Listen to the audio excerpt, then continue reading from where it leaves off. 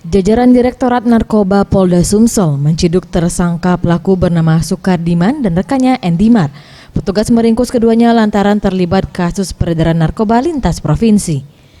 Keduanya diamankan berkat laporan masyarakat tentang adanya pengiriman sabu di loket bus yang berada di Jalan Kolonel Haji Burlian KM 9 Palembang. Berbekal informasi tersebut, petugas meluncur ke lokasi. Setibanya di loket bus, petugas langsung menciduk tersangka yang hendak menaiki bus dengan tujuan Jambi. Dari penangkapan tersebut dilakukan pengembangan dan didapat satu tersangka lagi yakni Endimar. Diketahui Endimar merupakan kurir yang juga suruhan dari seorang napi yang berada di Lapas Batam. Kapolda Sumsel Irjen Pol Zulkarnain Adinegara mengatakan tersangka direncanakan akan membawa barang haram tersebut dari Palembang menuju kota Jambi, kemudian akan diedarkan di kota Jambi untuk merayakan tahun baru. Dari tersangka, polisi menyita narkotika jenis sabu seberat 6 kg yang disimpan di dalam tas. Ya, modus mereka ya disuruh saja artinya oleh seseorang yang akan menampungnya di Jambi atau di daerah-daerah lain, kemudian ngambil ke sini.